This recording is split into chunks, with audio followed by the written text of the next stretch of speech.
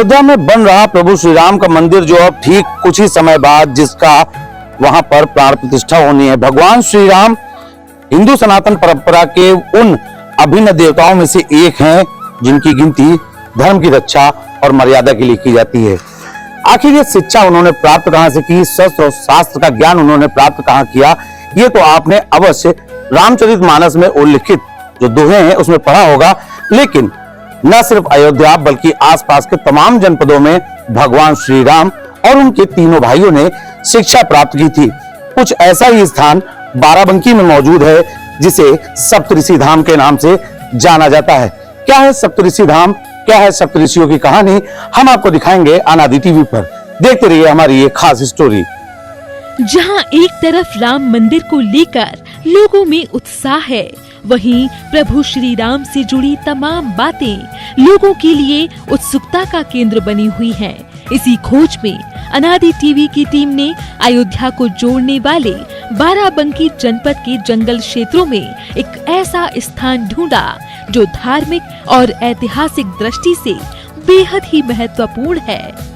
अब अयोध्या में भव्य राम मंदिर में प्रभु श्री राम की प्राण प्रतिष्ठा के साथ ही सतरिख को भी एक बार फिर से सप्तऋषि धाम के रूप में विकसित करके इसका पुनरुद्धार किया जाएगा। इसको लेकर यहाँ के लोगों में काफी उत्साह है। अरे आजकल तो चारों तरफ धूम मची हुई है पूरी तरीके से, और जहां जहां पर भी छोटे से भी मंदिर बने हुए हैं तो शासन और प्रशासन बहुत अच्छी तरीके से देख रहे हैं उनको, उनकी रखवाली के लिए, उनकी मरम्मत के लिए तमाम पैसा शासन प्रशासन की ओर से आ रहा है। इसी क्रम में अभी सतरिख में भी माननीय डीएम साहब ने भी अभी काफी अनादि चैनल के लाइमलाइट में लाने के बाद डीएम साहब ने भी सुध ली है और उनके स्टेटमेंट में आया है कि सतरिख जो है वो सतरिख धाम की तरीके से सजाया जाएगा। और मैं तो जुड़ा हुआ हूं चूंकि सतरिख से पूरी तरीके से, और इसके पहले भी अनादि चैनल ने इस तरह की स्टोरी चलाई थी और मेरा इंटरव्यू हुआ था, तब मैंने बताया भी था कि यहाँ पर सतरिख में ये सप्तऋषि धाम है वास्तव में, और ये सप्तऋषियों ने भगवान राम को शस्त्र और शास्त्र की दीक्षा दी थी। यहाँ सतरिख हमेशा जो है भगवान राम से जुड़ी रही है। यहाँ पर भगवान राम अपने भाइयों से शिक्षा लेने आए थे। इसका पुराना नाम सप्तऋषि आश्रम है। इसके आज भी अवशेष यहाँ देखे जा सकते हैं। अत्यंत प्राचीन मंदिर यहाँ पर आज भी मौजूद हैं। और यदि अयोध्या के विकास क्रम में सतरिख को जोड़ा जाता है कि क्षेत्र की जनता के लिए बहुत अहम होगा और उनका सौभाग्य होगा। बता दें कि बाराबंकी जिले के सतरिख चिन्हट मार्ग पर सप्तऋषि आश्रम है। सप्तऋषियों के आश्रम में प्राचीन श्री राम, लक्ष्मण और माता सीता की मूर्तियां स्थापित हैं।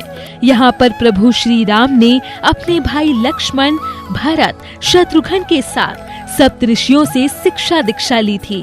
प्रभु श्री राम की प्राण प्रतिष्ठा को लेकर इस आश्रम के लोगों में बेहद ही उत्साह का माहौल बना हुआ है। स्थानीय लोगों ने बताया कि भगवान राम के जन्म से पहले यह सप्तऋषि आश्रम एक गुरुकुल था। ऋषि मुनि यहाँ निवास करते थे। यहाँ कई ऐसे राक्षस हुआ करते थे जो ऋषि मुनियों को यज्ञ और अनुष्ठान नहीं करने देते थे, जिनसे ऋषि मुनि बहुत परेशान रहते थे। ऐसे में राक्षसों से छुटकारा पाने के लिए गुरु विश्वामित्र खुद अयोध्या गए।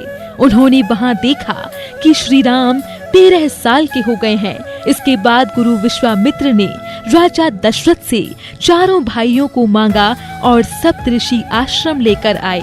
उन्होंने चारों भाइयों को यहीं पर धनुष विद्या सिखाई। सप्तऋषियों के इस मंदिर पर भगवान श्री राम और उनके तीनों भाइयों ने शिक्षा ग्रहण की। इस स्थान को लेकर क्या कुछ किंवदंतियां हैं, क्या कुछ दंत कथाएं हैं, इनको जानने के लिए यहाँ पर जो सप्तऋषि उदासीन अखाड़ा है वहाँ के महंत नानक शरणदास से हम बातचीत करेंगे। महंत जी, बहुत स्वागत है आपका अनादि टीवी में।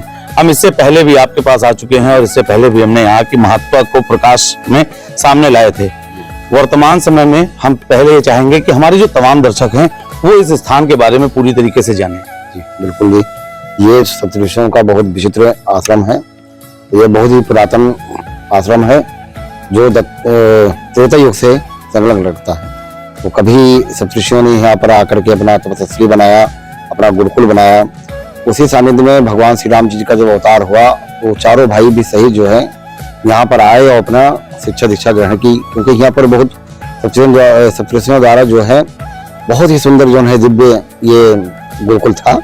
यहाँ पर अनेक विद्यार्थी लोग राजा महाराजा के पुत्र पौत्र तो यहाँ पर अपना निवास भी करते थे और शिक्षा दीक्षा भी लेते थे।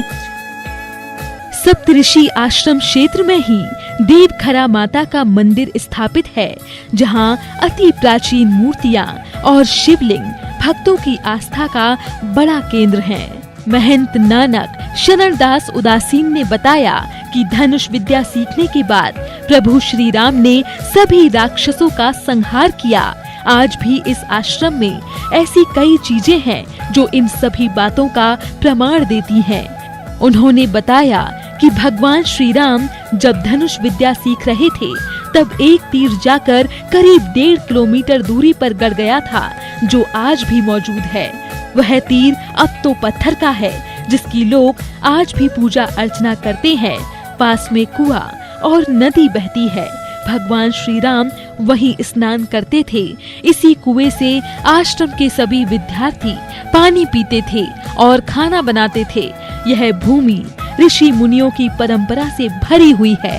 आपको बता दें कि रामायण कालखंड के 3 बड़े ऋषि हुए हैं, जिनमें उत्तर भारत के महर्षि वशिष्ठ, दक्षिण भारत में महर्षि अगस्त्य और मध्य भारत में महर्षि विश्वामित्र शामिल हैं। उन्होंने बताया कि दुनिया में जहाँ कहीं भी राम हैं, वहाँ इन तीनों ऋषियों की चर्चा जरूर होगी। महर्षि वशिष्ठ ने भगवान राम और उनके भाइयों को शास्त्र ज्ञान दिया, वहीं महर्षि अगस्त ने शस्त्र और शास्त्र दोनों विद्या सिखाई, जबकि महर्षि विश्वामित्र के निर्देशन में भगवान राम ने अपने जीवन का बहुत बड़ा कालखंड जिया, जिसमें उन्होंने कई राक्षसों का भी विध्वंस किया था। अनादि टीवी संवाददाता ने इस स्थान की संपूर्ण जानकारी जिलाधिकारी बाराबंकी सत्येंद्र कुमार को भी दी, जिसके बाद उन्होंने इस स्थान के सर्वांगीण विकास का खाका तैयार करने का निर्देश अपने मातहतों को दिया है। इसमें यहाँ से लखनऊ से अयोध्या के मध्य 3-4 ऐसी जगह हैं जहाँ पे हमारे जनपद से संबंधित कुछ महत्वपूर्ण स्थल है। जैसे एक सतरिक राह है, जहाँ से सतरिक के जाने का रास्ता है, वहाँ पे चौराहे को डेवलप किया जाएगा। और सप्तऋषि का जो आश्रम था, जहाँ पे जिसकी एक पौराणिक लंबी कहानी है, तो उसको भी हम लोग उस तरीके से डेवलप करेंगे ताकि जो है वो सप्तऋषि के आश्रम को भी हम लोग लोगों को, आने जाने वाले लोगों को दिखा पाएंगे किस तरीके से उस समय शिक्षा दीक्षा हुआ। ऐसा नहीं है कि सिर्फ अयोध्या में बाबरी विध्वंस का मामला गरमाया था, बल्कि तमाम ऐसे मंदिर आज भी मौजूद हैं जहां पर यह बात सामने आती है कि मुगल आक्रांताओं के द्वारा उनको ध्वस्त करने का प्रयास किया गया।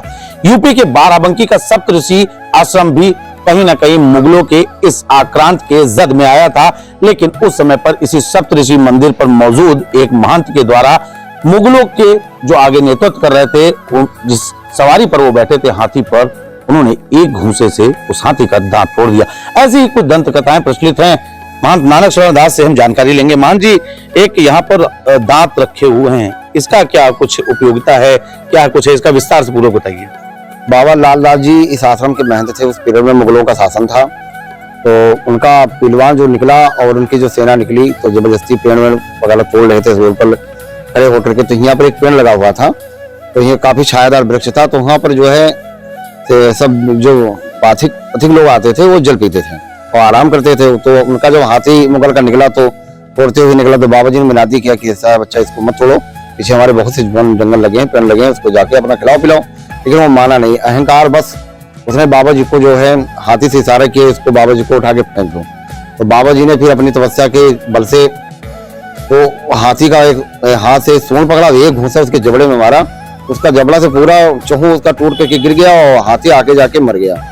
फिर वो मुगल जो उसका पहलवान था वो जाके नवाब से बताया, बोले ऐसा है कि वहाँ पर सतरिक में एक ऐसा फकीर है जो हाथी को मार दिया, तो उसके पैर से जमीन खिसक गई कि ऐसा फकीर कैसा है, चलिए हम देखते हैं। तो पूरा सेना सहित यहाँ पर अपना आया जबौड़ा लेकर के।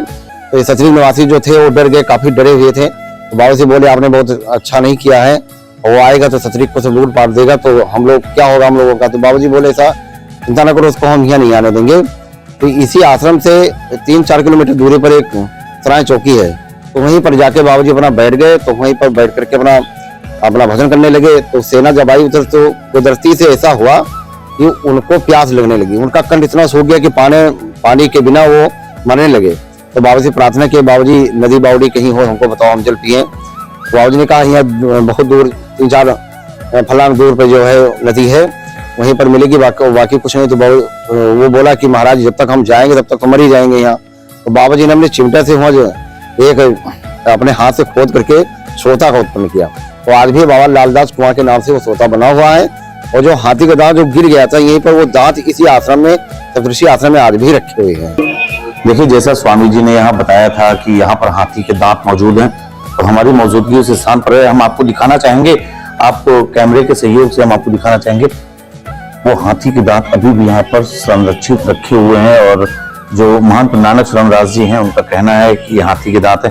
हाँ जी, ये वही हाथी के दांत हैं। जी हाँ, ये वही हाथी के दांत है जो बाबा लालदास जी ने एक ही घूसा में पूरा चौहू उखाड़ दिया था हाथी का। बहरहाल अयोध्या के मंदिर में श्री राम की प्रतिष्ठा होने के साथ साथ इस स्थान के दिन भी बहुरने को है, जिसको लेकर लोगों में खासा उत्साह है। जहां एक तरफ भव्य श्री राम मंदिर में प्राण प्रतिष्ठा होने जा रही है, ठीक उसी प्रकार से इस स्थान को लेकर भी अब तमाम जन चर्चाएं चल रही हैं।